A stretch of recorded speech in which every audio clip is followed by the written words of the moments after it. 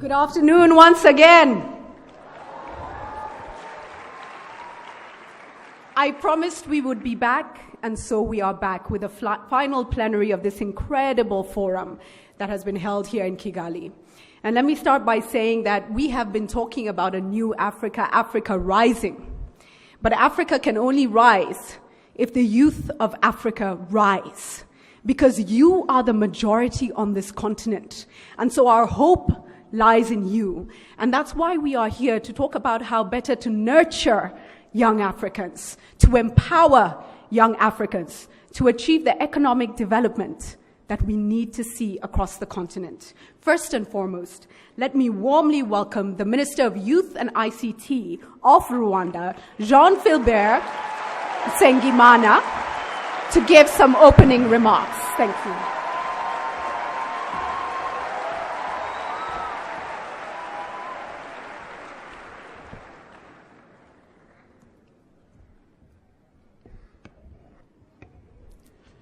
Your Excellency President Paul Kagame, President of the Republic of Rwanda, Dr. Kitui Mukisa, Secretary General of the UNCTAD, Jack Ma, Executive Chairperson and CEO of Alibaba Group, Mr. Abdoulaye Mahdi, UN Assistant Secretary General and UNDP Bureau Director for Africa, distinguished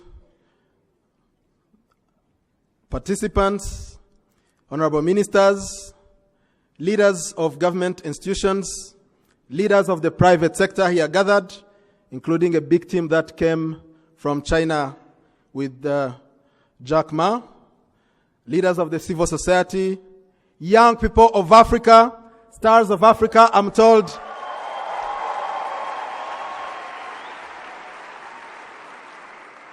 I'm told Akon is here, although I haven't taken a selfie with him yet. Good afternoon. The moment that we've been waiting for is here. Mr. President, on behalf of all these participants and millions more following us remotely, I'd like to convey our most sincere gratitude and appreciation to Your Excellency for hosting this summit and finding time to be with the youth of Africa in the middle of perhaps the busiest season of the year.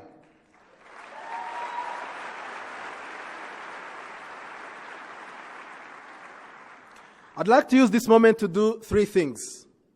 I want to tell you who we are. I want to tell you a bit about what we learned over the last 2 days, and most importantly, the commitments we made. And I want to share what we see as the next steps. Mr. President, we were more than 7,000 to be registered to attend this conference. Only more than 3,000 were able to be accredited, and we are from 90 countries, and millions more are following us. More than 50 partners, government, international organizations, private sector, joined us as sponsors, starting with the government of Rwanda, UNDP, and UNCTAD. And I want to thank the representatives of these organizations, Dr. Kitui and Mr. Abdoulaye, for the leadership that you've shown and how you walked the talk as far as enabling the Africa's next generation is concerned. We have learned a lot, Mr. President, over the last 2 days. We know now where the 50 million jobs that Africa needs to create by 2020 will come from. We know they will come from agribusiness, industry, internet. But my favorite is the formula of success that I think we invented in this room with 4 ingredients: leadership, technology, entrepreneurship, all with youth inside. Yes, you heard it well. It's youth inside. It's not Intel inside.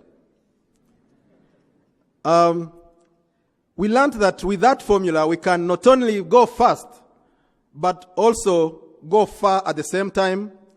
We can achieve speed and scale, and we learned that we can challenge the traditional wisdom that if you want to go fast, you go alone, and if you want to go far, you go together. For us, we will go together and we'll go fast.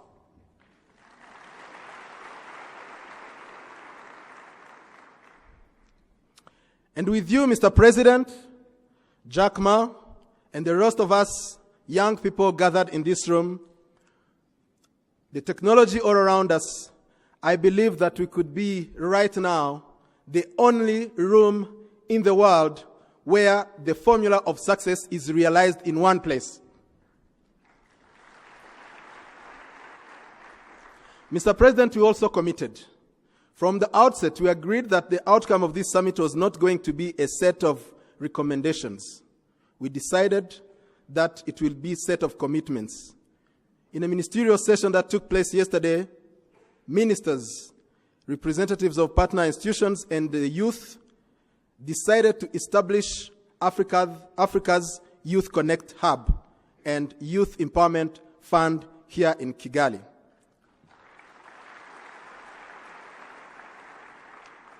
And they sent me, Mr. President, to request you to guide us and support us in this process. We decided to base it in the formula of success, which we translated into 4 Ps. Policies, which are youth-friendly, project, which translate action, partnerships, and profits. Leaders started committing to that vision, and I want to announce that Zambia and Benin committed to launch Youth Connect initiative very soon. They'll be joining a growing network of Youth Connect country programs that comprise already Liberia, Sierra Leone, Congo-Brazzaville, Democratic Republic of Congo, Uganda, and very soon Swaziland. The Premier of the Free State Province, Mr. Magashule, who led a big team from South Africa, committed to champion this initiative in South Africa. And the UNDP decided to put resources to elaborate the legal and corporate structure of that vehicle. Our own entrepreneur, Tony Cole, decided to put 75,000 in that fund. UNDP followed suit and decided to put 200,000 in that fund. So many others are waiting for the account number. And I can't thank enough Jack Ma for being such an inspiration this afternoon and making the promise that no idea from an African young entrepreneur, no business solution to poverty will die due to lack of sponsorship.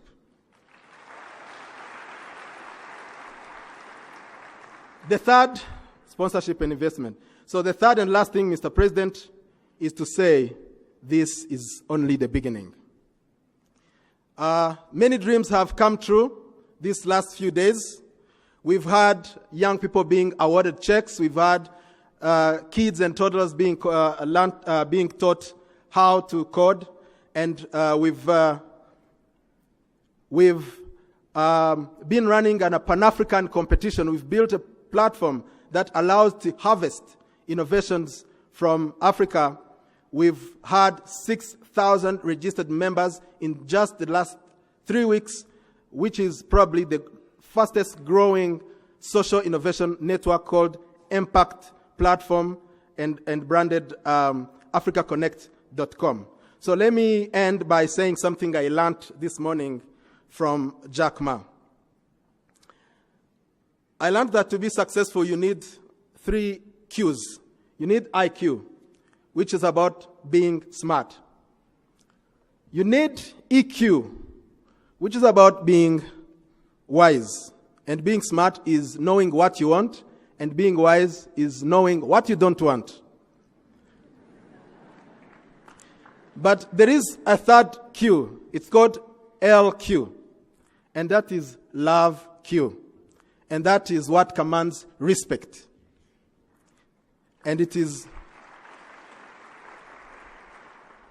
But there is a fourth one I just thought about, which is JQ. There is a JQ for being a successful entrepreneur, and that is the Jack Q.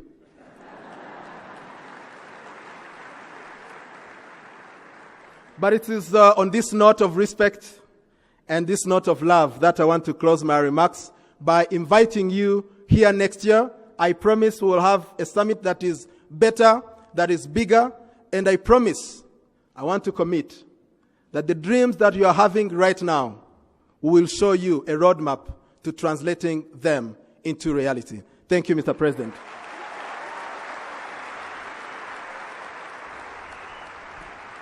Thank you. Thank you. Honorable Minister, I can confirm I took my selfie with Akon, and he's in the room now as well. So, yes.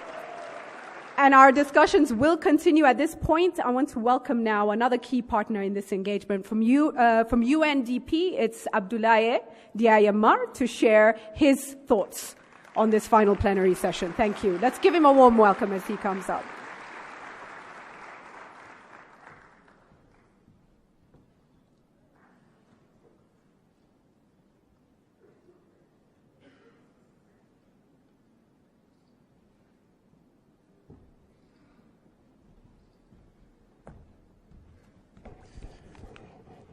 Change my glasses.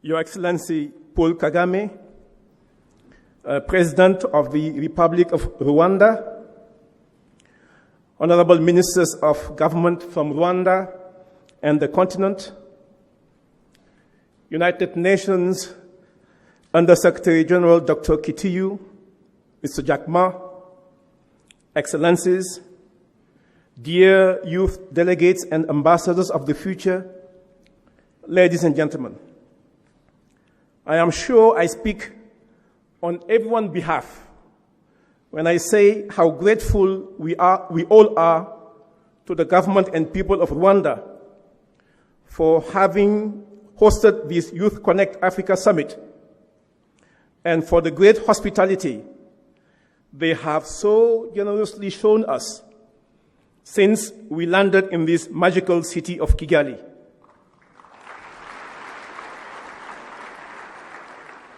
And what a beautiful, clean, and green city this is.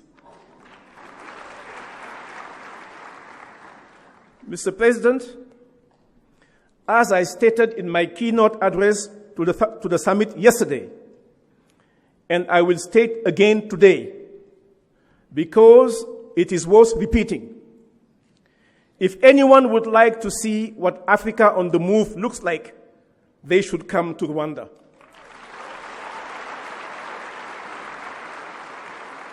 Mr. President, we would like to express our commendation and gratitude to you.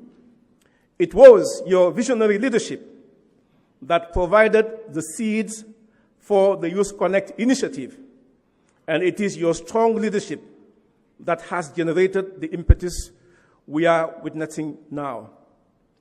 Ladies and gentlemen, our conference has put before us a series of questions so fundamental that they demand answers from all of us before we leave here today. How do we create in Africa, and by 2020, some 50 million jobs to absorb the growing labor force? And how do we give space and opportunity to unleash the creative potential of the over 220 million youth on this continent? How do we transform our economies, significantly improve youth employment, and set our continent on a sturdy path to achieve the internationally agreed Sustainable Development Goals and the Africa we want? We see in Youth Connect Rwanda a powerful engine that could inspire us in that journey to answer these questions. We made the recommendation to scale it up to a regional initiative that would cover the entire continent, with a regional hub here in Kigali. Therefore, I would like to reiterate the commitment of UNDP and UNCC agencies to continue partnering with Rwanda in intensifying our support to Youth Connect Rwanda and in its rollout to other African countries. We will provide technical and financial support to the establishment of the regional hub here in Kigali and the design of the Youth Connect Innovation and Empowerment Fund. And we will partner with the government of Rwanda and the African Development Bank to co-host the next Youth Connect Africa Summit.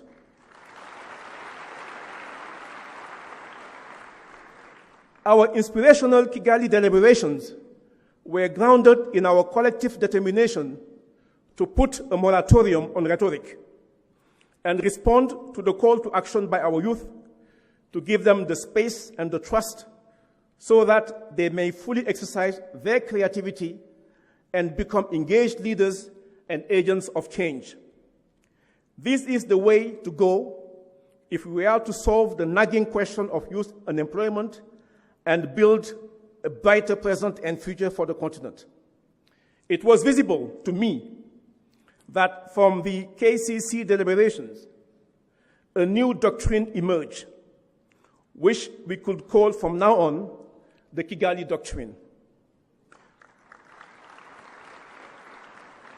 The Kigali Doctrine compels us to address the issue of youth unemployment with a sense of speed and urgency and with the imperative of practicality and results. Hence, the rationale of the amazing festival of the very tangible commitment that sprung out of our discussions. There is no doubt in my mind, especially after we have seen the phenomenal result of Youth Connect Rwanda, that investing in youth is smart economics with great social and peace returns. It is a high-octane investment to conquer the future with the understanding that the future is now. There is no doubt in my mind that if from now on we address the issue of youth unemployment armed with the Kigali Doctrine, we will defeat the low-gravity syndrome of our past youth policies and programs. There is no doubt in my mind that if we provide our youth with the facilities and space they are requesting, including access to information, capital, finance and markets, and skills development, they will be the real transformers of our economies and societies. Let me conclude by saying that we have here in KCC signed an imihigo, a performance contract among ourselves, to roll out a movement at the continental level. Mr. President, with you as our champion, we are confident that we will deliver concretely on our Kigali commitments. We are positive that such a movement will lead to an exodus of our youth, not to the bottom of the Mediterranean Sea, but to find the true El Dorado which is here on the continent. Our collective support can help to unleash their entrepreneurial spirit so that we can all reap the fruits of this land of opportunity called Africa. Our youth deserve more from all of us. Let's get to work. Mwarakoze Chani, I thank you. Asante sana. Merci beaucoup. Tulikumwe.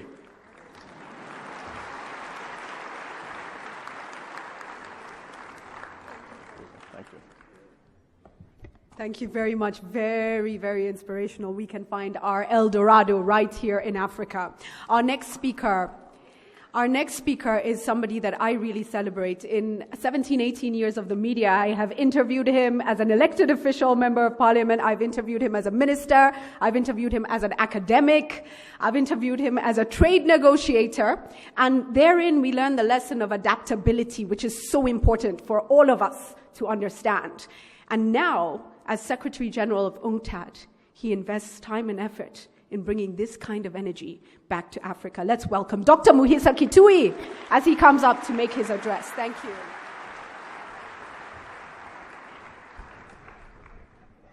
Your Excellency, the President of Rwanda, our dear guest, Jack Ma, Honorable Ministers of Government, colleague international civil servants, leading brains, leading heroes of Africa, Don Kaberuga, Hamatun Ture, and all the others that I may not have spotted in this audience, our very good visitors from China. They face the hope and the future of Africa. Ladies and gentlemen, I have already been on this stage. I don't want to make a very long statement now. When I was sitting here, something crossed my mind. I've had the privilege quite a few times to do international conferences on Africa with the President, with Kaberuga, with Hamadou Ture. 95% of the conferences we do are convened for us by non-Africans. We are guests at Agenda Africa discussions convened by people who are not African. Something very uplifting about this initiative is that you are inviting the world on your terms to talk about your challenges. You set the agenda and you invite others to help you grow your narrative.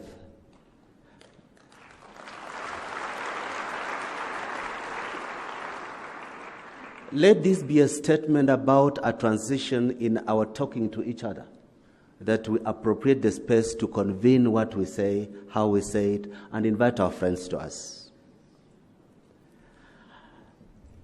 In January last year, I invited Jack Ma to consider the possibility of becoming a special envoy of UNCTAD for youth and small business. And he said, let me think about it. At that time, every other UN agency wanted him to be their special envoy. And a few months later, the then Secretary General of the United Nations and the current President of the World Bank talked to him and said, look, of all these institutions, if you want to support young entrepreneurs, if you want to support the role of economic empowerment, go with UNCTAD. Then he came to me with a condition. He said, I will accept this position on condition that you'll create an opportunity for me to go and address young African entrepreneurs in the course of that year.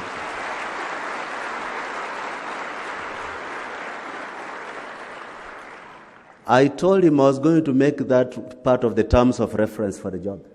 Already I was thinking that this is why I wanted you. The rest is history. Since September last year, he's been our special envoy. At the next meeting of the Davos in January this year, I requested an audience with President Kagame and said, we have a starting opportunity of engaging this special representative of UNCTAD to talk to the challenge and the future of Africa. And I cannot think of a better person than yourself to be a convener of this. I thought you would say why and where and when. He said, no, or so long as you accept that I will choose the dates because it has to be convenient to me, I say yes. And then when he couldn't find a convenient date, he said, I will take a day off my presidential campaign to convene this phenomenon because we in Rwanda have learned how to chew gum and walk in a straight line at the same time.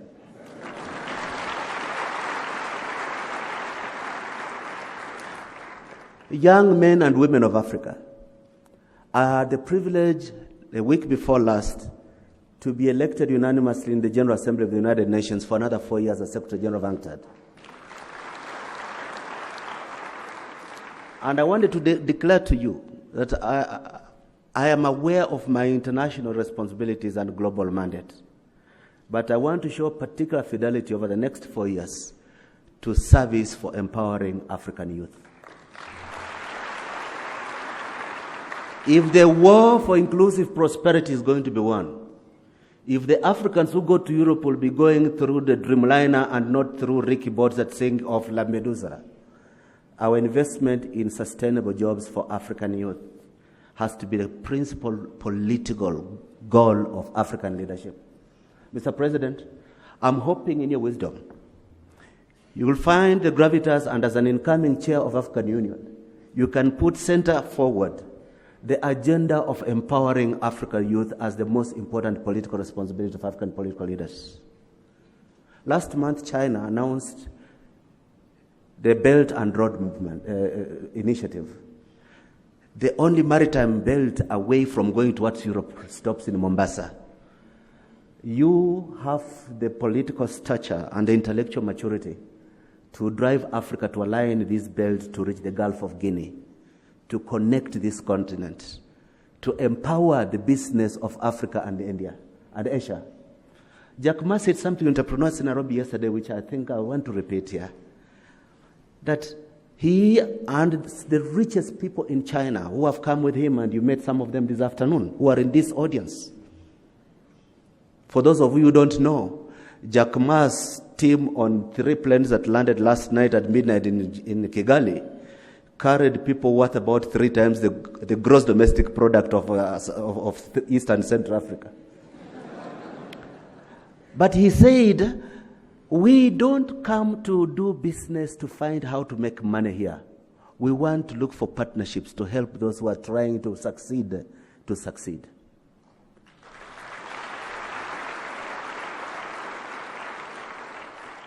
Our old thinking when you see millionaires come is, I want to be a commission agent. What can I sell for you?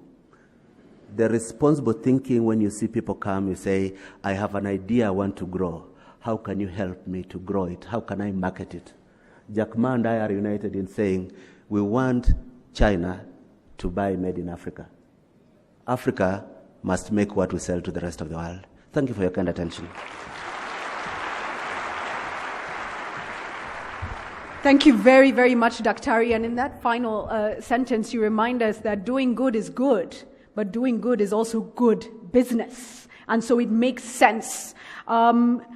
We've spoken with Jack Ma already. We're going to speak with him again. I'll waste no time and energy in welcoming him back to the podium because he has an incredible announcement to make. But I want us to welcome him the African way. Those who know me well know what I'm talking about. So can we do it the African way as he comes to the podium?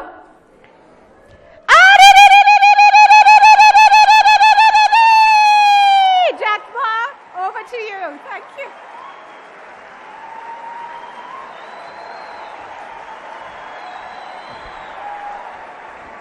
Thank you. Thank you. Mr. President, Dr. Katui, ministers, it's my great honor. I had a wonderful 2 days. In the past 2 days, Africa inspired me. And I'm a strong believer Africa is the hope and solution for the global sustainable economy. And I also strong believe Africa is the hope and the solution for the inclusive economy that the world needs. So I have 4 small projects to announce. Number 1 project that Alibaba decided to invite 200 young African entrepreneurs go to Hangzhou, our headquarters, to study e-commerce, artificial intelligence, internet technology. And we will share anything we know about with these young people so they can come back to Africa and to develop their business and helping others. Small project number 2 is that we are going to working with many universities in Africa, governments. By the way, the first project we will work with ANCTAD. The second project we will work with universities in Africa and governments to work with the university to teach students here the e-commerce, internet, artificial intelligence, big data, cloud computing. So teach and train and educate as many young people here as possible, that they can face the challenge of DT time. Project number 3 is that Alibaba Group, together with China Paradise Foundation, which most of the directors of Paradise Foundation to this time came here together with me. We are very thankful for those local Africans do anything, sacrifice to protect environment, protect animals, protect the elephants, lions, and all these precious animals. So we will, from now, every year, we will give prize awards with cash to 50 rangers for 10 years, just to thank them for doing all the things for us.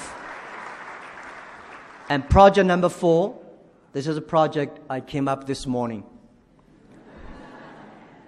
I want to show my confidence in Africa.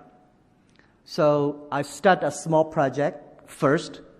I want using Jack Ma Foundation for $10 million called Africa Young Entrepreneur Fund. Sponsor and support young entrepreneurs to realize their dreams and ideas.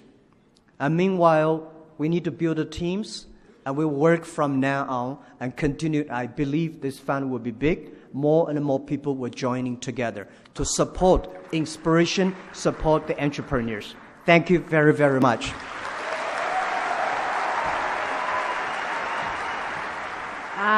That's not good enough.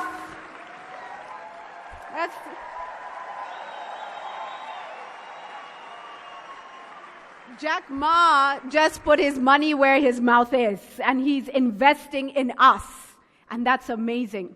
But let me just caution us all as I invite our next and our keynote speaker. I want to caution us all. We're getting a lot of support, and we thank you, and we shall use it to help us move forward. But 20-something years ago in this country, a young man your age, who is now the president of this land, was fighting for liberation.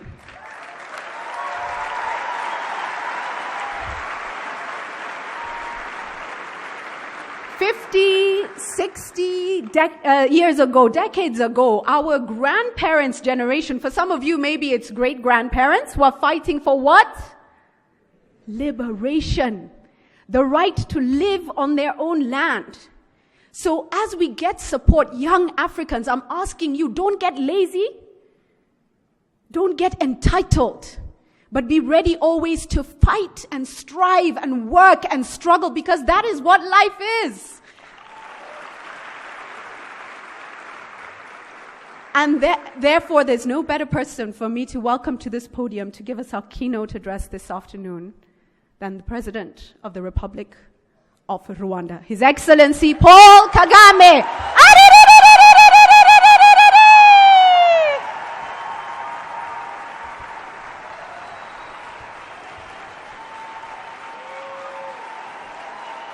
Thank you.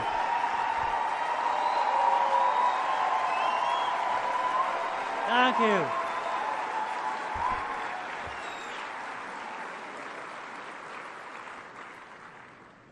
Asanteni sana.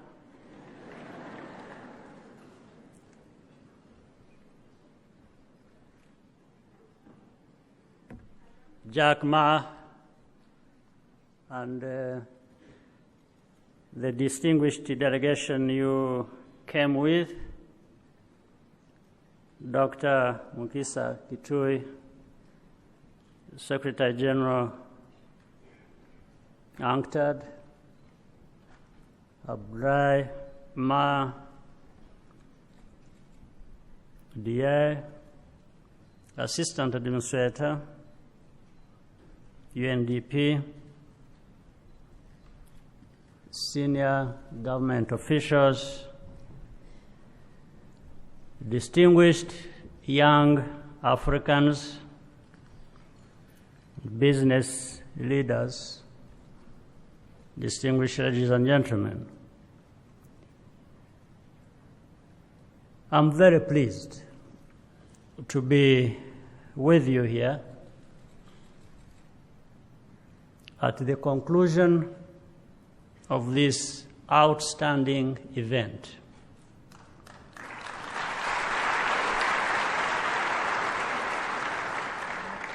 I would first of all like to thank everybody who came together to make this inaugural Youth Connect Africa conference a big success that it has been.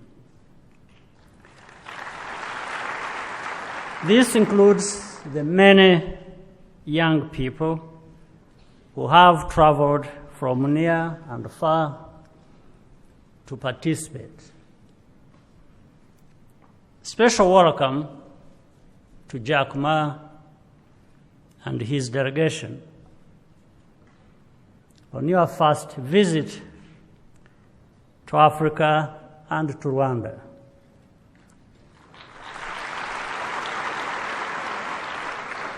For all our guests, I hope that what you have seen here of this event of Rwanda during your time here has made you want to stay longer and come back often. And you are most welcome. We also appreciate the support of our partners in this endeavor, beginning with the United Nations Conference on Trade and Development, UNCTAD, and the United Nations Development Program, among others. The problem of youth empowerment is urgent and difficult everywhere, and not just in Africa. It is also not a new problem, only that we had worse challenges to deal with in the past relating to our very survival. But almost every country in Africa has made tremendous gains in well-being over the past generation. The question of sustaining that progress, therefore, imposes itself more and more. That task will fall to you, the young people of Africa, who grew up in more favorable conditions than perhaps your parents did. Your role begins with reminding us that what has been achieved, as meaningful and difficult as it was, is still not enough. We still have to aim higher and go further. We have a few things going for us.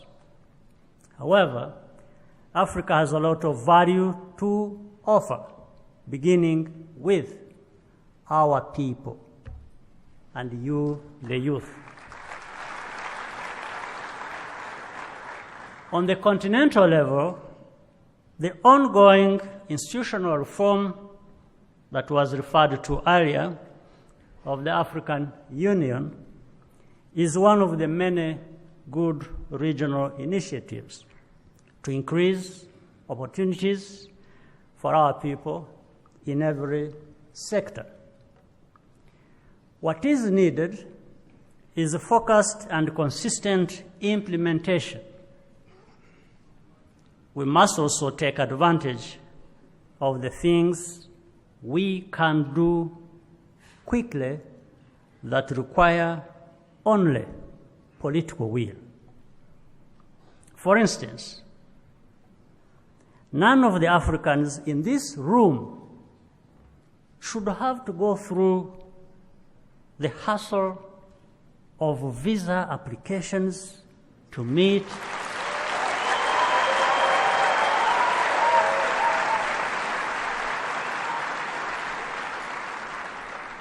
to meet, learn from, or do businesses with other fellow Africans.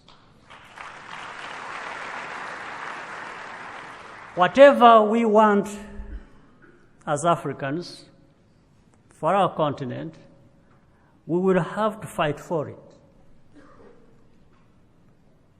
Africa's prosperity will be built through patient work and commitment by us ourselves. African youth need to just continue to be modern African youth, nothing else. You own our collective future through technology, entrepreneurship, and above all, our dignity. Let me now end by thanking you very much for listening, and once again, thank you for being here.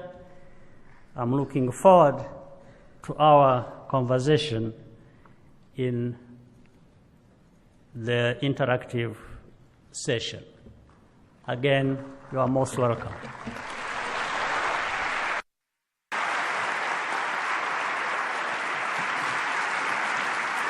Asante sana, Mr. President. We shall start the panel session. I will start with a discussion here, but I am coming to the floor, and I will try to come to the floor as quickly as possible. I want to humanize this conversation that we have this afternoon. I'm a passionate African. I'm young of spirit, not young of age, but that's important. We can give back to the younger generation. I'm a mother, I am vested in this continent, and we must turn this continent around. And so I really want to start, President Kagame, in our last session as we spoke with Jack Ma, I ended on the question of Africans dying to leave this continent. We see them in the Mediterranean losing lives, going to an undignified life in Europe, and we're asking, what's going on this continent? We need to transform. We need 50 million jobs, we're saying, by 2020. Let me come to you first. Immediate strategies for job creation, and especially also with the work you're doing on reform at the AU. What can we expect to see as Africans in the near term? Well, the story you just referred to is not a good story that any of us want to hear. But that's also a fact. And it speaks for itself. You can't have young Africans dying on their way to other places, fleeing their own homes, their countries, and not imagine that something terrible must be going wrong in our own countries. Therefore, one, there are a number of things. For example, I referred to even the question of visa. Well, we should even learn that denying people visa is not a very clever thing, because people will still go anyway.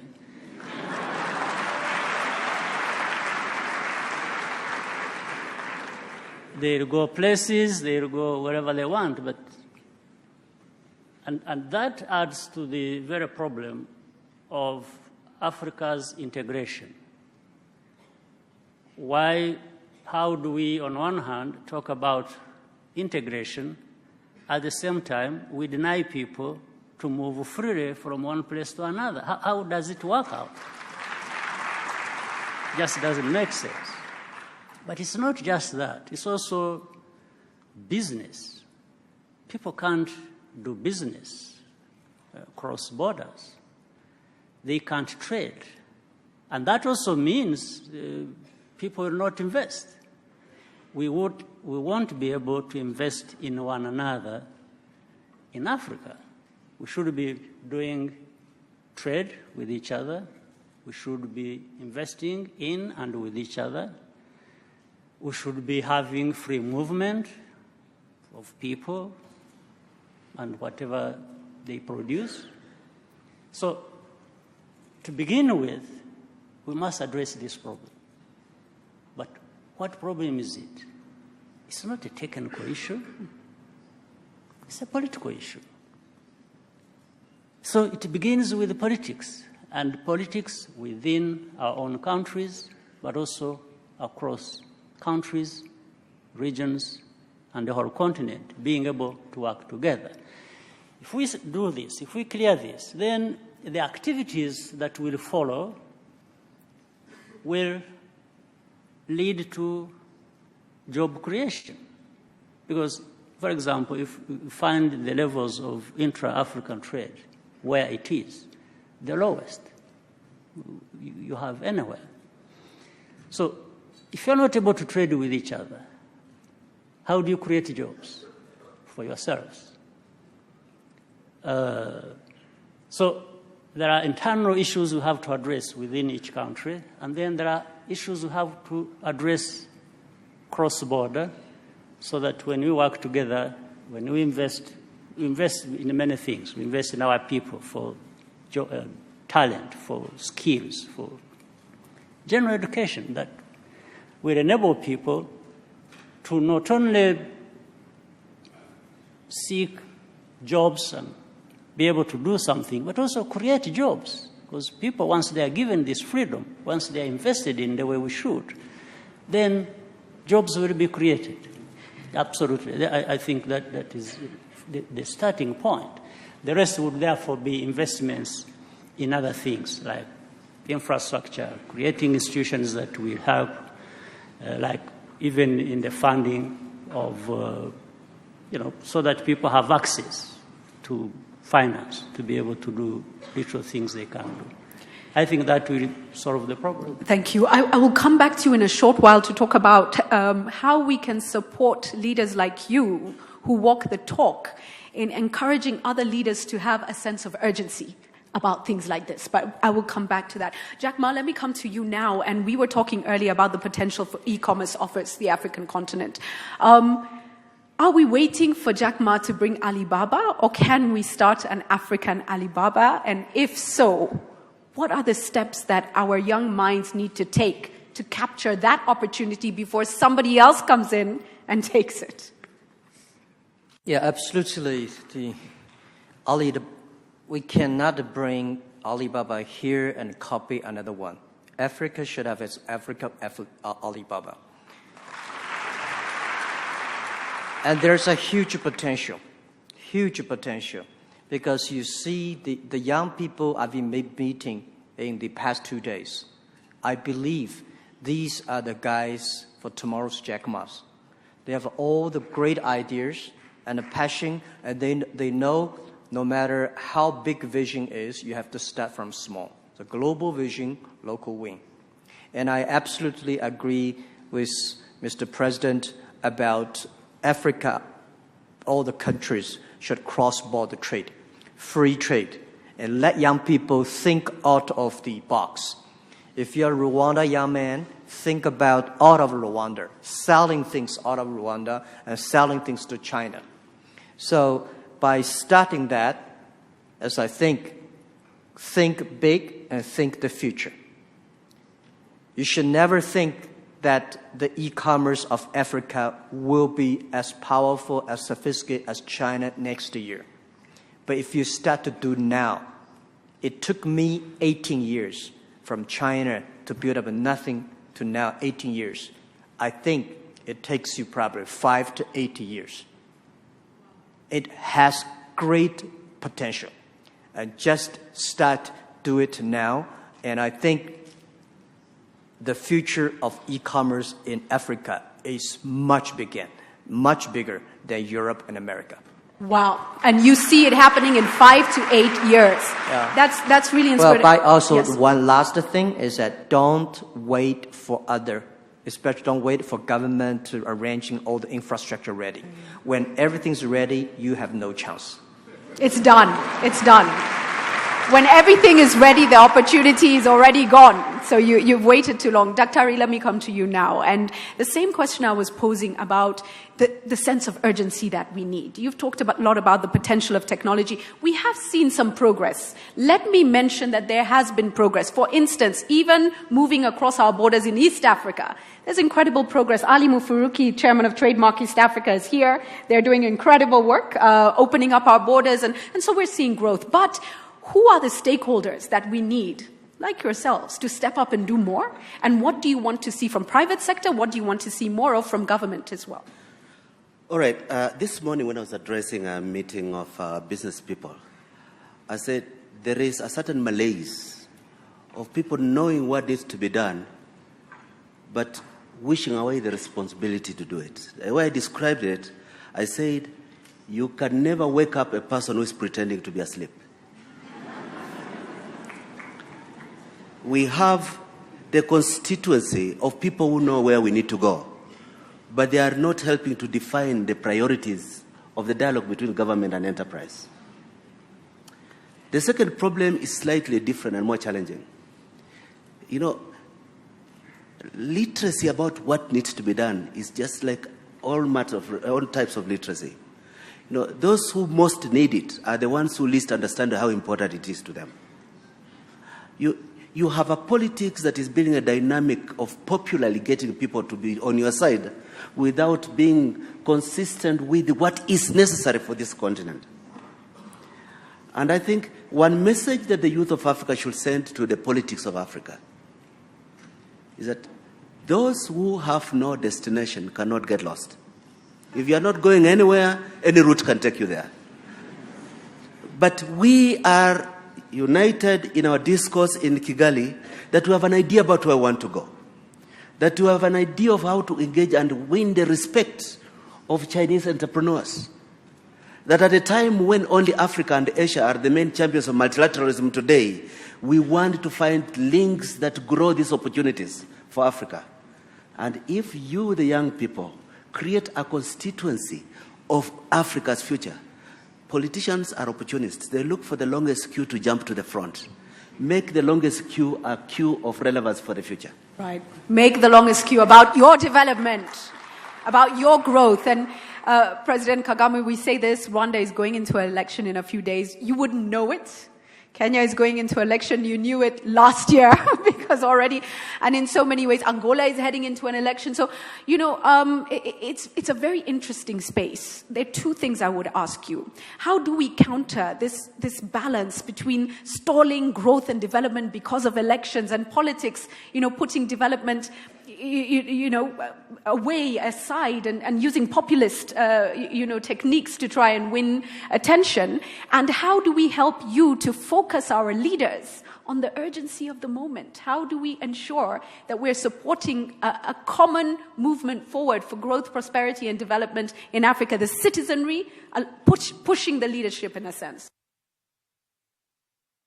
Let me first add something to what Dr. Kitui has just said, talking about what the young people can do so that the politician take notice. I just want to caution the young people as well, because they grow up and then they find themselves in these positions at one point or another. Please, when you are there, don't behave like the same group, the same people you are. So that really means you should be investing in learning, what is causing the problems of today that you are complaining about, so that when it comes to your time, you are actually contributing to addressing these problems. Well, addressing or contributing to addressing these problems should start now. You shouldn't wait until you are there. It is now. And that's why I completely agree with what Dr. Kitui was saying. But we really need to start at that time. Now, for the other part, I think Maybe it stems from the fact that we don't seem to own our politics and whatever we are doing. Our politics owns us. Oh, yes. Okay. or other people's politics Owns us. owns us. Wow. But if we really start to, and people make analysis, we fully understand what our problem is. We fully understand where we're coming from. We fully understand and have made statements about who we are, about who we want to be. But when it comes to the real practice, it's like we are doing business to please somebody else or to answer to somebody else's needs than our own needs. That's a very serious problem. And we are there every day, every week, every month, every year. And we keep talking about it. We complain about it. We will complain about it in this room. Soon as we step out of the door, we are just behaving the same way we behaved last year. It just doesn't make sense. Somebody and people of any country should be learning as they go forward. And there are many lessons for us to learn. In Rwanda, we've learned our own lessons. The hard way, by the way. It's only 23 years now for the lessons we learned. And we keep having a conversation among ourselves and saying, what is it that is going on? And of course, every single day we are getting lessons about how to live our lives. Every single day. Not only are we receiving lectures and lessons every day, actually we even get threats that if we don't behave like some other people want us to behave, then we will be in trouble of,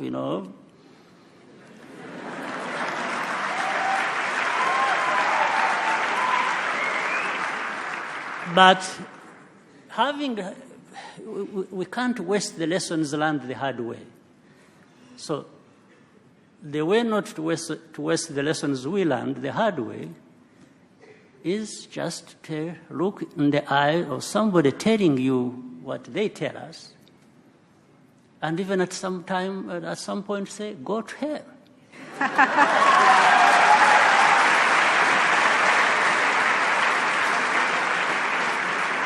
You see, let me even assume that may bring a lot of dangers to us, right?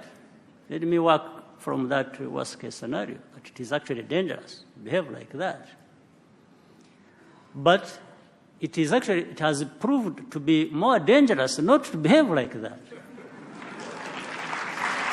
Right. For us, we have,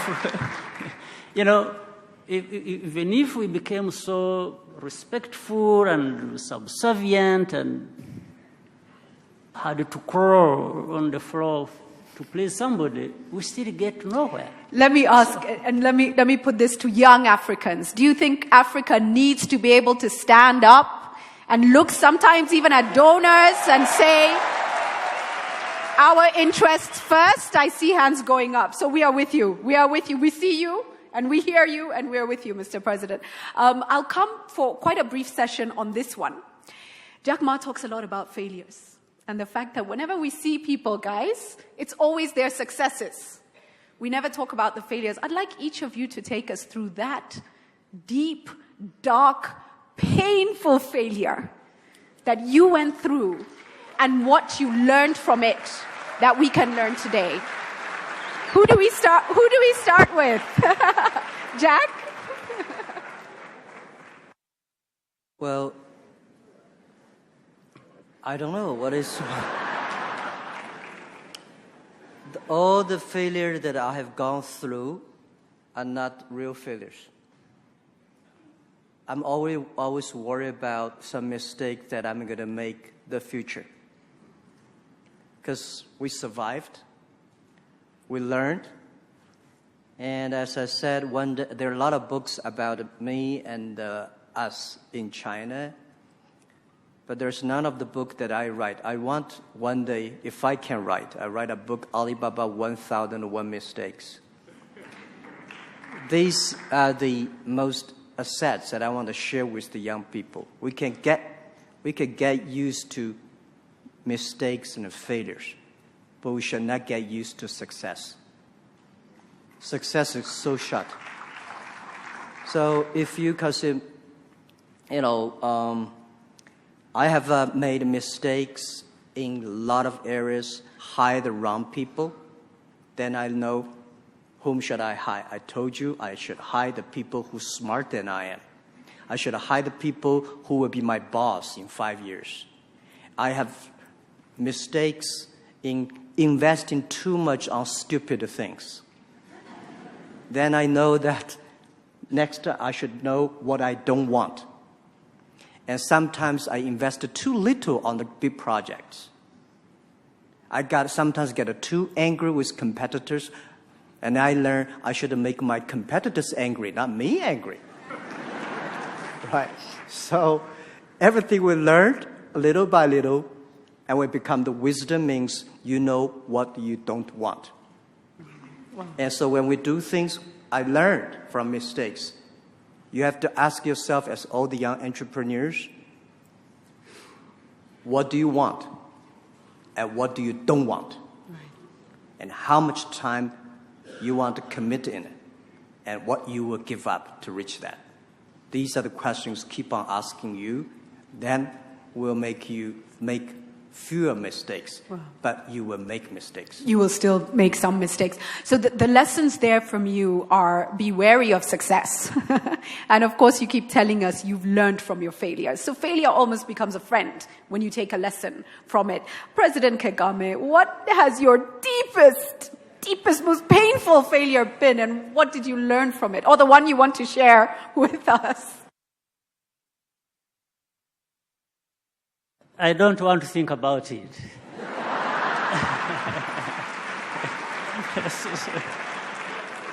So I don't want that to take energy away from me. So I just keep going forward and wanting to do the best we can. And so, yeah. Okay. And that is actually... I understand what do you mean. Yes.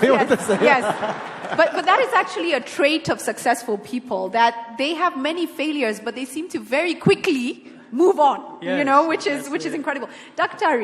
what's your major failure been, and what can we learn from it? I haven't yet had a major failure, but I've had a series of reversals. And the one that has been most important to me is that months before I graduated from Nairobi University, the then President Moi closed the university and expelled me. And we ran out of the... Were you a heckler? You were an agitator? I was a leader. You were a leader, okay.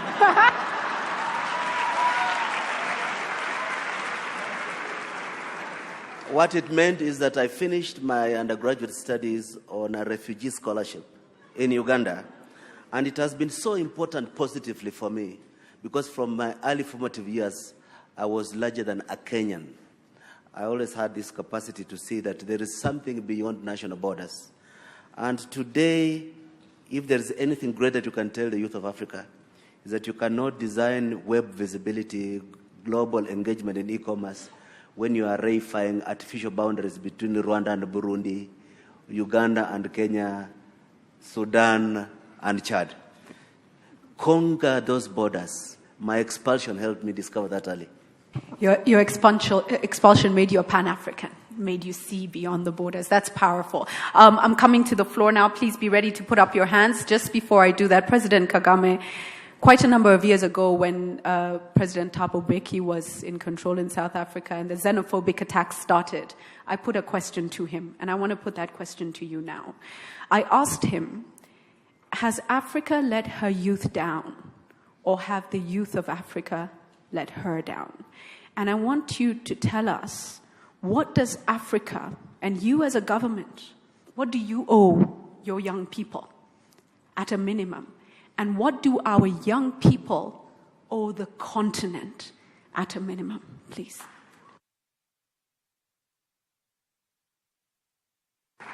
You see, I don't even want to keep drawing this line of young versus the rest. It shouldn't even sound like that, because the young people are part of us. They are young, but they are members of our families. So we are really all together in one. So what the young people owe Africa is, first of all, what they owe themselves. But each one, and for the others who are a bit older, they owed the young people that kind of upbringing that is rooted in who we are as Africans. And so that it keeps crossing generations. From one generation to another, that message keeps going along. And if we started earlier on, if we had started, say, during the time of independence, 60s, late 50s, 60s, early 60s, then the young people at that time have grown up and should have passed it to the young ones who followed and goes on up to there, so that it is a flow of responsibility and generally what we all Africans owe ourselves. Now, but you keep singling out, what do we, have the young ones failed this, have the... No, I think Africans who have generally failed ourselves. And inevitably and subsequently, the young ones have been failed. And therefore, they cannot have the same responsibility we expected of them towards, improvement, prosperity, and development of Africa. So, but it is never too late to start doing what we ought to. We need, even now as we have a conversation, we need to be saying to the young people, the young people of today have opportunities of learning from the rest of the world, and we have to keep learning. But we should have the best of both sides, the best of being an African and the best of others that we have to learn from. So if we really bring together that, and we have no excuse for the failures that maybe earlier were talked about. So, but the young people of today simply have to feel that they have this responsibility, maybe to address some of the problems the old ones haven't been able to address. Right. Through the many pressures they can apply and that have been talked about to our leaders, to our elders, but not so much antagonistic, but rather to present a challenge that is has a meaning of being productive, of bringing results, of making sure that we continue to make progress that we should be making. Right. I'm coming to the floor now, and with those words, the young people, it's not too late. You can still be the providers of the solutions, and Jack Ma said it earlier, if it's broken, let's build it. I see the hands. Lady here in the orange, if the mic could go very quickly to that lady. Can I get a gentleman standing up there? Can we get a mic over there to the gentleman right up there? Yes, please go ahead, and I'll take a couple more. Go ahead. Hello? Hello. Hello, young people. Hi. Hello, Miss Jirushu. First, you are so beautiful. You are very strong. You are very powerful. Mr. General, it's a pleasure. Mr. President, it's an honor. Oh, my God. Okay, now, very quickly, introduce yourself. Introduce yourself and ask the question. Thank you. Yes, yeah. Mr. Jack Ma, you already know that I loved you because I gave you a book in the morning. And you know that I loved, and I came just because of you. Your seconds are I am Dunilda Marino. I came from Angola. And I have a challenge for Jack Ma. I want to challenge you. I speak Portuguese, so it's not my first language, the English. I challenged you to be my mentor.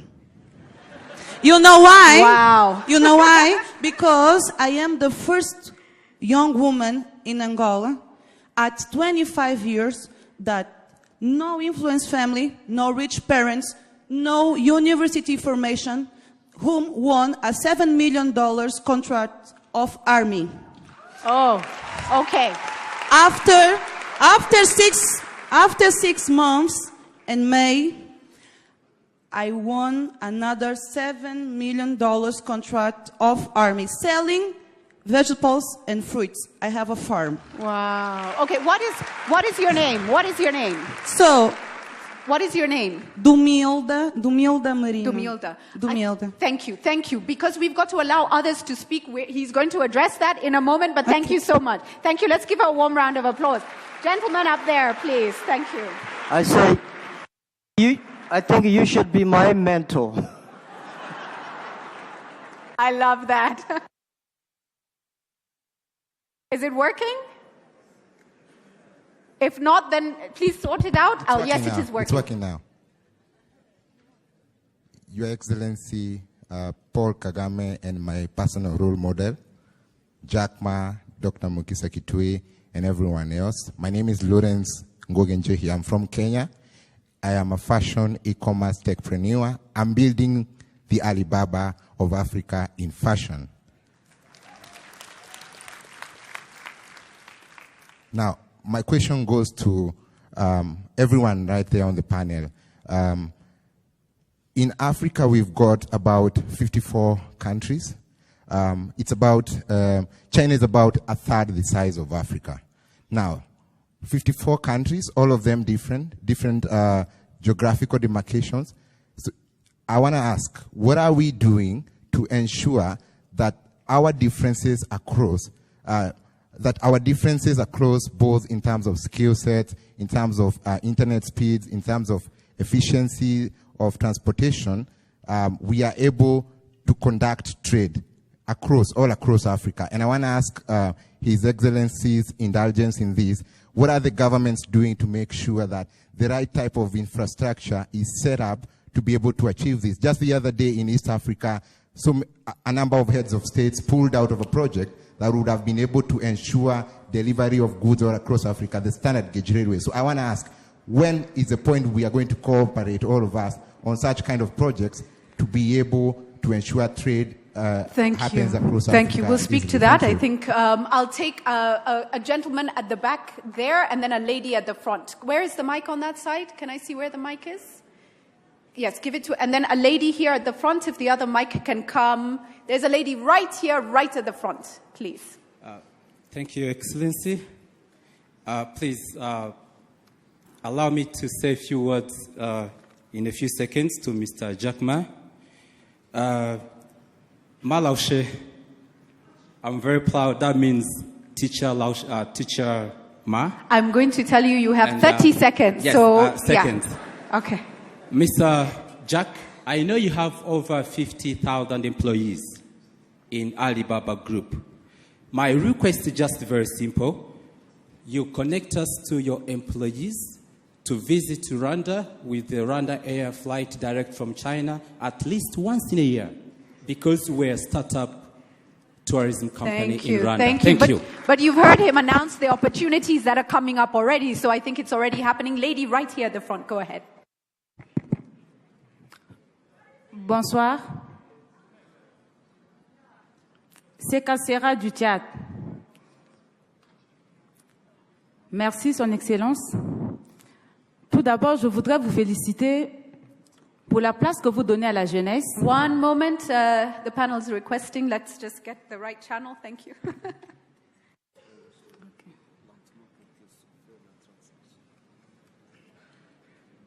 All right, please go ahead. Thank you. Okay. Je disais tantôt, je viens du Tchad, je reprends le nom de Sekassera. Merci à Son Excellence de la place qu'il accorde à la jeunesse. Merci pour sa présence.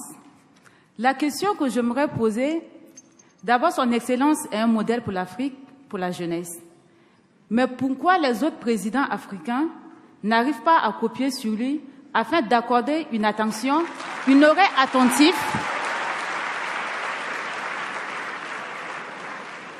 une oreille attentive à la jeunesse. Dans beaucoup de pays africains, les jeunes sont maltraités. Lorsqu'ils réclament leurs droits, ils se retrouvent en prison. Bastonnés, les parents n'arrivent pas à dormir parce que les jeunes partent à l'école, c'est pas sûr qu'ils reviennent à la maison. Qu'est-ce que son Excellence pense faire vis-à-vis de ses homologues? Quelle stratégie il prépare afin de les sensibiliser? Et pour finir, je vous dis vraiment merci, vous êtes mon modèle, Brakos. Thank you. Thank you. Thank you. We're going to take those three, and if His Excellency says we have more time, we will take more, but it will depend on the schedule. So let me come back to the panel with those three. So be my mentor. He's already asked you to mentor him. Jack has asked you to mentor him back. Lawrence says, Africa, and this is true, we often talk of Africa, but Africa is extremely diverse.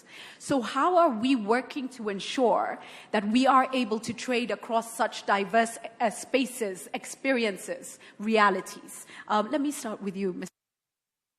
Yes, thank you. I think there is already a lot that is happening, only that it is not enough.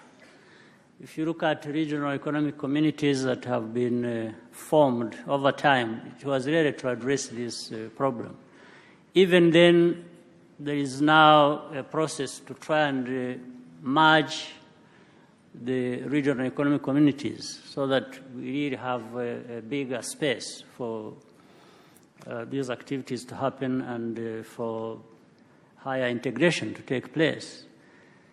But there are still these problems, so which means maybe there are noble efforts underway, but the practices aren't giving us the best yet they should be giving us. So we need just to do more and do better and keep going forward, keep trying. We don't have to give up. But all other ingredients are in place to really enable us to succeed if we keep doing the right things and at the right time, meaning with a sense of urgency, as you said. Right. Before I leave you, the young lady says you're a role model to her and a role model to many. How do you ensure that this spirit of leadership is exemplified across other African leaders, your peers? Yeah, that's a very complicated situation.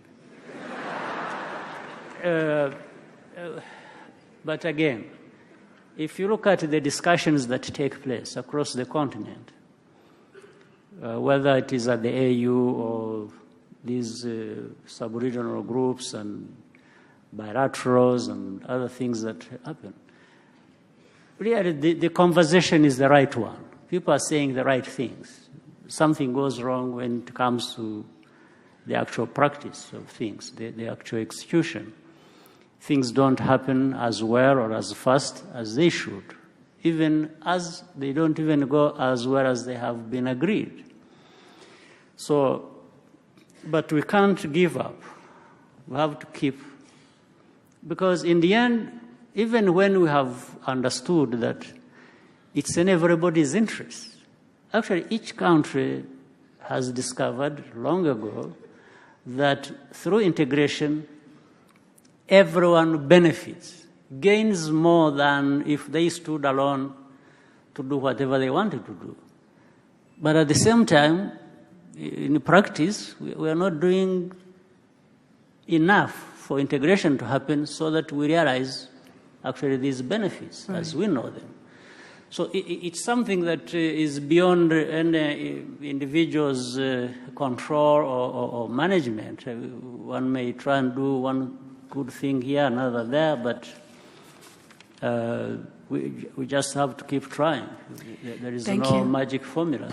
We get, from you, constant reference to integration as the way forward and small steps. Just take the steps, do the right things, and we'll get there. Daktari, your thoughts on both the question of this is a diverse continent, how do we enhance the opportunities for trade, but also on leadership, how do we ensure that we have leaders we can look at as role models? Well, thank you very much. We at UNCTAD have been engaging the regional economic communities and the Africa Union Commission on the mechanics of a Pan-African free trade area. Right now, we are very, very glad with the work we're doing with ECOWAS, that Eastern Africa is integrating a bit faster than Western Africa, and we cannot interlock if we don't build a similar momentum. So building that technical capacity is a part of the chemistry of getting it done. But having said that, the biggest impediment to integration is political, it's not technical.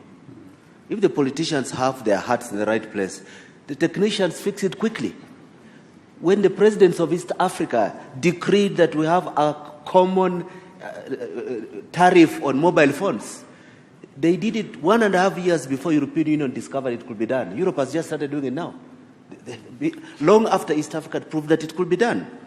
But Mr. President, with respect, I have a problem with we try to be too nice with each other at the political level.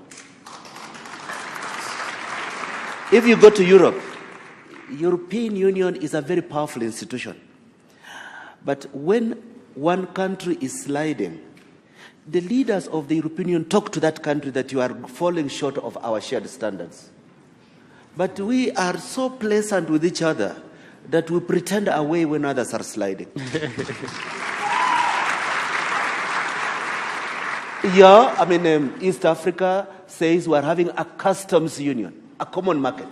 Some start defining that you can have a common customs union without the rights of establishment. That you are in a common market but you need a visa to go to a neighboring country. Those who know that this is nonsense, like he does, soften their voices when they tell the others you are letting us back. When they sit together and agree... It's called diplomacy. No. Yes. Diplomacy. Our diplomacy should be to the service of Africa. When these presidents... When the leaders of East African community agreed recently that we must scale up duty on second-hand clothes from America. I'm not very diplomatic, I'm sorry. I totally agreed with them. I walked Capitol Hill negotiating for African Growth Opportunity Act. It never anywhere provided that we must buy second-hand clothes from America. When you agreed, one thing is that America starts saying, oh, we'll deny you market access because you're not buying clothes that belong to the Americans who are dead. But another thing is African leaders reversing on their commitment that we stand together on this. Be able to tell them you are betraying us, because you'll be right in saying that to them. Thank you. Let me come to... Yes. It is not entirely diplomacy. It's the lack of the alternative. You know, if you try the alternative... You never know. You never know. And so you have to be measured in your response. We hear you, but I hear you, Dr. Muhisa. You're saying we need to be a little bit more firm with each other. We must be in the interests of Africans. I come to Jack Ma. Your thoughts on this issue from your perspective? You've already spoken about leapfrogging, the opportunity that it offers us through technology, but please do speak to the issue of trade across Africa. How do we enhance it? And maybe also quality of leadership. Yeah, I think the trade in Africa, the first step we're doing pretty well is Youth Connect. It's the people connect. Young people should be connected first. Second, every country, everybody should connect to the internet. The first technology revolution, people connect to the coal, electricity. This time, if any country here in Africa not connect to the internet, it's going to be worse than 100 years ago. You are not connected to the electricity. You are hopeless. So please connect to the internet. And let the internet will be the infrastructure of economy. Internet will be the infrastructure of education. So please do that. And this is very important. Third, all the government, by leadership, sorry, President, and I know very little about politicians and politics. So I feel sorry for WTO, because how can you put 200 ministers in one room, try them to agree on something? Impossible, right? So when we put the 200 or maybe 2,000 business people in one room, I'm sure we can agree on something. So not let the ministers to just negotiate, not let these kind of diplomacy to negotiate. Let us business people to negotiate. Okay. We know how to make the deals. But of course, it's more complicated than I thought. But one thing that Africa should take the example or take the leadership on that every country should build a special free trade zone for small business import-export. Okay. Today, the whole world, all the free trade zones are designed for big companies. We, Africa, need to have trade zones for import-export quickly. Thank you. By the way, last word about leadership. Leadership is about responsibility for the future. If you take one people's responsibility, you are yourself. If you take another one, you're husband or wife. If you get three, you are the father or mother. But if you take several million, you're president. The responsibility. Change yourself, change Africa. If you want to change Africa, you have to change yourself. That's what I think. Change yourself, change Africa. We are running very late, and I'm going to let one more person speak, and that person, and I'm sorry, I appreciate you guys, I really do. Tweet your comments so we can share them with more people. The person I'm allowing, yes, a few more? Let me give you a joke adding to what Jack Ma has said. Our cabinet members are here, they know. I have at one time suggested to them, because of frustration, that let's privatize the cabinet. And I love it. I love it. And then we can shift our responsibility to supervising maybe the company that will run the cabinet affairs. And there you see the frustration of leadership, the need to get things done, and recognizing that private sector sometimes moves faster and more efficiently than government.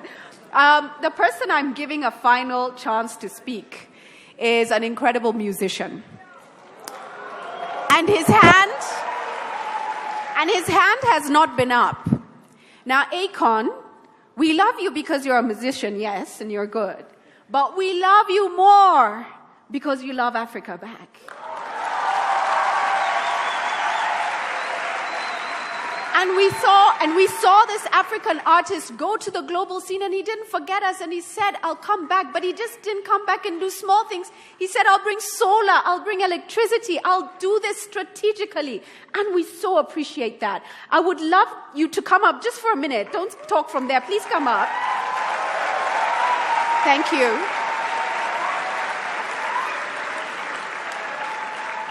And this is important, because we'd love to hear from you. What is it about your emotion for Africa that made you give back this way? And what message do you have for young people watching in here and across the continent?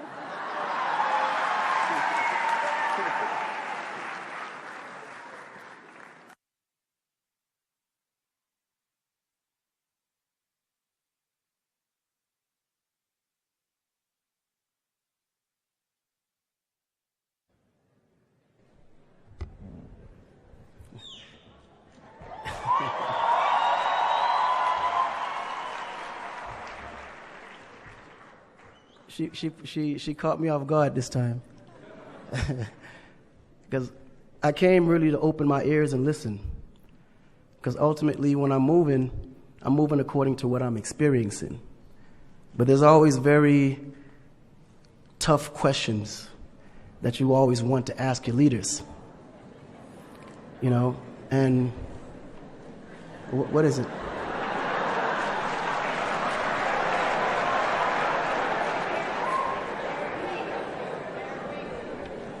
Oh, you're agreeing with me? Oh. I thought you... And, you know, the one thing that I had as an advantage was that I was raised by African parents.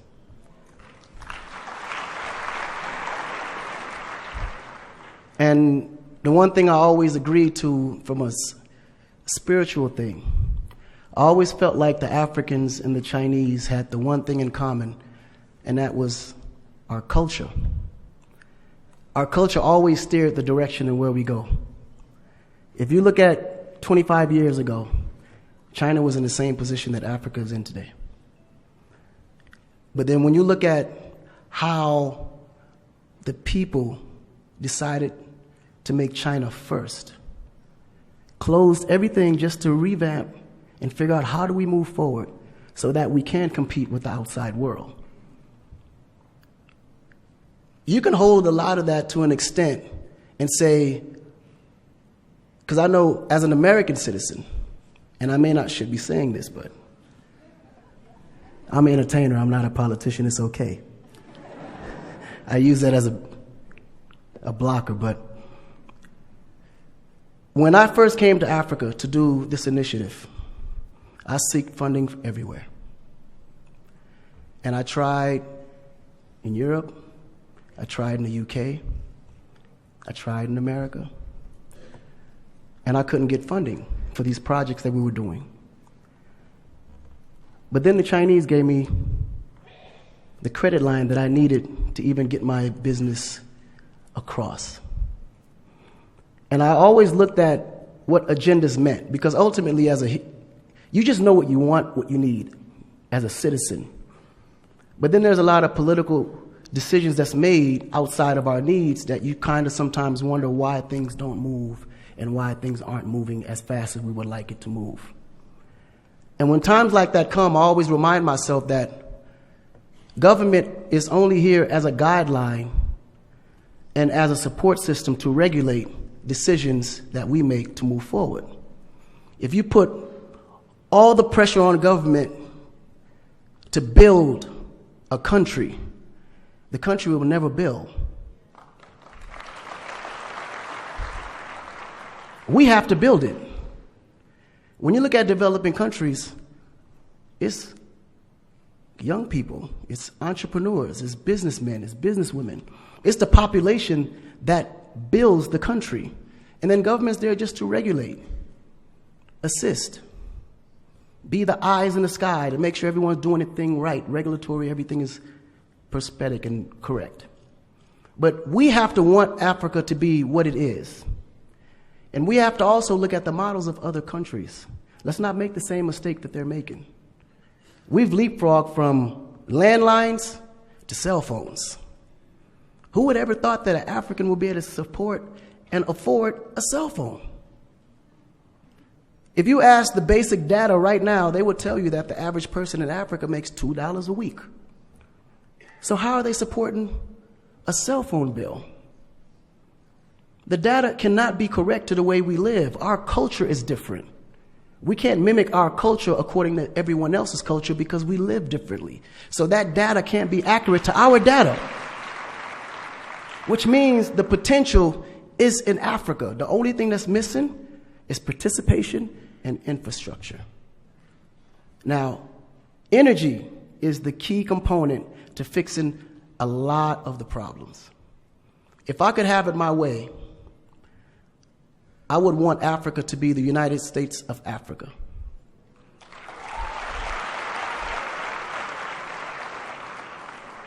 Let me tell you what I mean by that. And Mr. President, hopefully you can help. Because he's one of the few, and I've said this many times, I'm not just saying this because he's in front of me or because I'm in Rwanda. Every president should think like this man right here.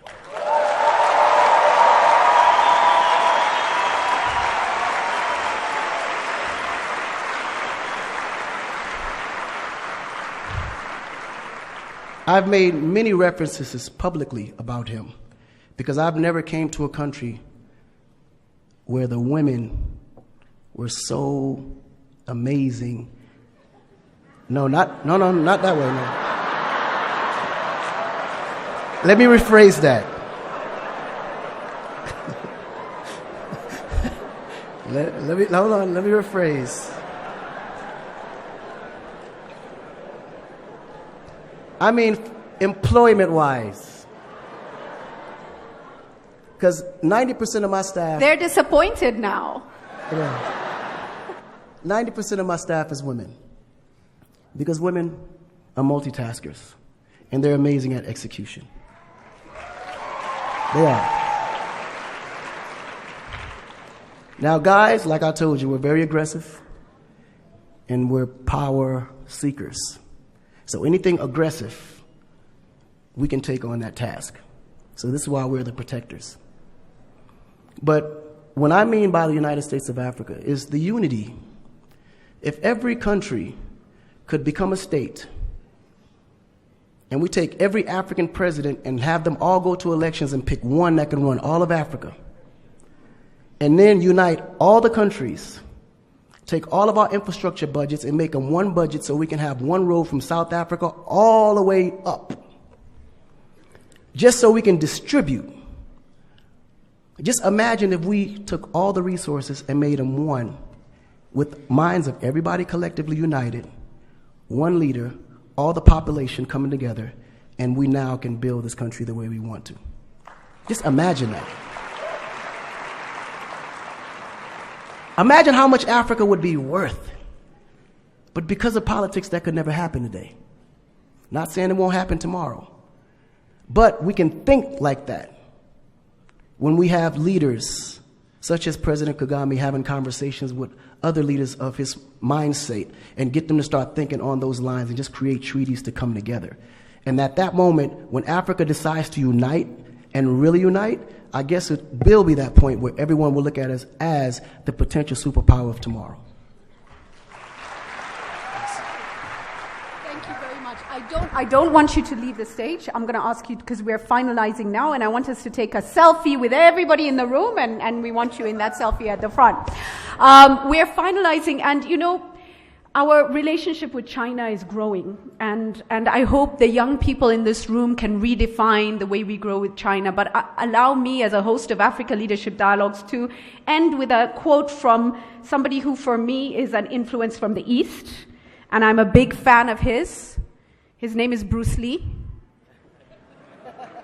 Huge fan.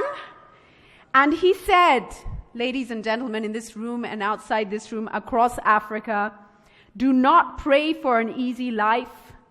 Pray for the strength to endure a difficult one. As a mother, I want my children to understand life is not easy and be prepared to deal with and to rise and to succeed, irrespective of that. And so that is what I hope for you. Gentlemen, would each of you in 30 seconds tell the young people what you hope for them? Let me start, Jack, with you. Yes, this is, I believe, today is difficult, tomorrow is more difficult. But the day after tomorrow is very beautiful. Most people die tomorrow evening. Oh. So you have to work hard every day. Thank you, thank you. No, let me come, Daktari, to you next, and we'll have the president's last. Thank you. I'm ready to bet my last cent in a faith that this generation represents a reversal of the mistakes made by my generation. And in you, we have the hope of Africa. Amen. Amen. Thank you for that. Akon, 30 seconds, your final message to young people. I'm going to keep it spiritual. My grandfather, before he passed, told me, he said, life is like a hotel room. You are just passing through. Amen. So if you're going to make any decisions in life, make them in a way till you're remembered. And when God asks you, what have you done on this earth, you can gladly, with a smile, say that you've done something to impact millions of people's lives. Amen. Hallelujah. President Paul Kagame, you have the final word of advice for young people. Well, for Pan-Africanism, we are talking about Africa here, young men and women of Africa. I just wanted to say the meaning of it for me simply is Pan-Africanism is not accepting to be less than the best we are capable of being. And I know these young men and women in this room, with the energy they have, with the knowledge they have or they will build over time and through cooperation with other people like Jack Ma and others from China and other places that have come from where we know and where we know. I think Africa has a chance with these young people. Amen. Amen. And with those final words, Jack Ma tells us, work hard every day.